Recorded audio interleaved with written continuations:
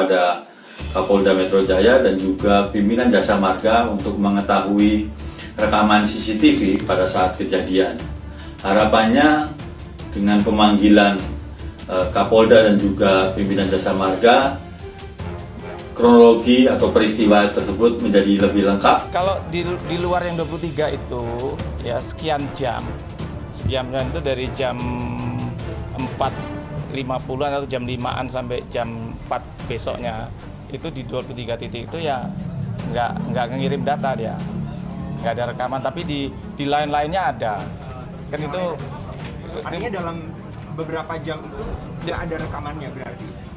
Ya, yang untuk 23 CCTV yang di 49 ke 72, tapi yang lain-lainnya di gerbang.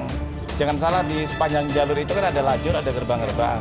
Hanya yang di lajurnya saja, tapi yang di gerbang-gerbangnya ada. Kami sudah melayangkan surat pemanggilan permintaan keterangan kepada Kapolda Metro Jaya. Polda Metro Jaya, Polri akan sangat kooperatif, ya, dan terbuka dalam proses investigasi yang dilakukan oleh Komnas HAM. Pak Kapolda sangat kooperatif, jadi kami Komnas HAM mengapresiasi bahwa Pak Kapolda dengan jajarannya sedia datang dan kemudian terbuka juga menjelaskan semua dari perspektifnya Pak Kapolda. Dan tadi ada kesepakatan karena waktu ini kan hanya terbatas ya, jadi permintaan keterangan ini belum selesai. Jadi nanti kami akan mendalami lagi lebih detail satu persatu dari berbagai aspeknya. Polda Metro Jaya akan transparan, ya, transparan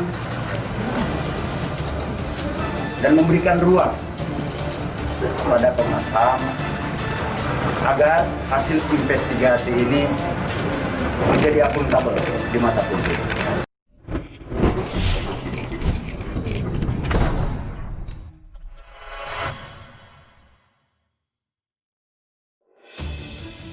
Komnas HAM telah memanggil sejumlah pihak terkait kasus penembakan yang menyebabkan 6 orang Laskar FPI meninggal dunia.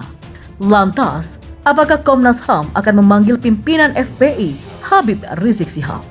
Jika konstruksi peristiwanya membutuhkan dia untuk diambil keterangannya, pasti saya panggil, kata Komisioner Komnas HAM Khairul Anam di kantor Komnas HAM Jakarta Pusat. Anam mengatakan Komnas HAM masih mengumpulkan sejumlah informasi terkait konstruksi peristiwa kasus penembakan Laskar FPI itu. Anam menegaskan siapapun yang dinilai perlu keterangannya akan dipanggil oleh Komnas HAM. Semua pihak kami rencanakan untuk dimintai keterangan ketika kami butuh konstruksinya. Jadi logika bekerjanya adalah konstruksi peristiwa yang dibangun itu membutuhkan apa. Jadi mau nanti manggil pejabat A, pejabat B, aktor A, aktor B, pasti kami panggil. Dan itu kewenangan kami dan itu dilindungi oleh undang-undang. Jadi siapapun menghalangi kami juga punya kewenangan untuk panggil paksa, tegasnya. Selain HRS, Komnas HAM juga tak menutup kemungkinan memanggil Kadif Propram Mabes Polri Irjen Verdi Sambo hingga Kabarreskrim Komjen Listio Sigit Prabowo. Termasuk kata Anam, Komnas HAM juga bisa saja memanggil semua petugas yang berkaitan kasus penembakan. Kalau kemarin Kapolda, kalau perlu Kabarreskrim akan kami panggil. Kalau konstruksi peristiwanya membutuhkan untuk memanggil dia, termasuk Kadif Propam. Kan Kadif Propam juga memeriksa para pelaku, para petugas yang di sana. Nah, para petugas kalau perlu kami panggil, jadi semuanya akan kami panggil. Dan kami berharap jangan sampai Komnas HAM menggunakan kewenangannya untuk memanggil paksa, sambungnya. Selain itu, Komnas HAM berjanji akan transparan ketika akan memanggil pihak-pihak tertentu dalam mengungkapkan kasus ini. Kita tunggu, kita akan umumkan kalau mau panggil orang. Biar ini bagian dari transparansi. Kecuali ngomongin masyarakat, tergantung masyarakatnya. Tapi kalau institusi perusahaan, kami akan umumkan. Kalau masyarakat, ya mohon maaf, kami tidak umumkan semata-mata untuk kepentingan proteksi mereka, terangnya. Sebelumnya, Komnas HAM memeriksa Kapolda Metro Jaya Irjen Fadil Imran. Ada 3 hal yang disampaikan Fadil kepada Komnas HAM. Jadi begini, yang tadi adalah Pak Kapolda memberikan keterangan soal kronologi peristiwa terkait dengan meninggalnya 6 orang anggota FPI. Kata Komisioner Komnas HAM BK Ulung Hapsara di Komnas HAM Jakarta Pusat pada Senin kemarin. Selanjutnya, Komnas HAM juga mempertanyakan langkah-langkah yang telah dilakukan oleh Polda Metro Jaya selama mengusut kasus ini. Menurut BK, Kapolda terbuka dalam memberikan informasi terutama dalam memaparkan hasil autopsi jenazah para laskar FPI maupun uji balistik. Yang terakhir, Komnas HAM dan Kapolda sepakat akan saling terbuka selama menelusuri kasus ini. Fadil pun mempersilahkan Komnas HAM untuk mengecek barang bukti yang telah dikumpulkan polisi apabila diperlukan selama menjalani investigasi independen. Komnas HAM sebelumnya mengaku sudah mengantongi sederet bukti soal penembakan 6 laskar FPI. BK menyebut salah satunya adalah proyektil. Barreskrim Polri tengah menjadwalkan ulang pemanggilan terhadap keluarga 6 anggota laskar FPI pengikut Habib Rizik Sihab yang tewas ditembak di tol Jakarta Cikampek, KM 50 Karawang, Jawa Barat. Diketahui, pemanggilan tersebut akan dijadwalkan pada Senin pekan depan yakni 21 Desember 2020. Hari Senin depan 21 Desember 2020. Kata Direktur Tindak Pidana Umum Barreskrim Polri Brigjen Andi Rian Cahyadi pada Kamis 17 Desember hari ini. Barreskrim Polri sebelumnya telah memanggil keluarga 6 anggota laskar FPI yang tewas ditembak tapi pihak keluarga tidak memenuhi panggilan.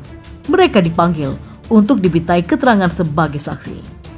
Andi menyebut penyidik masih melanjutkan pemeriksaan terhadap saksi-saksi lainnya. Pemeriksaan terhadap para saksi yang dilakukan bersifat pemeriksaan lanjutan. Andi tidak merinci terkait identitas saksi yang diperiksa kembali. Dia hanya memastikan jumlah saksi dalam bentrok ini masih terus bertambah. Selain memeriksa saksi, Barreskrim Polri juga memeriksa ahli terkait peristiwa bentrokan itu.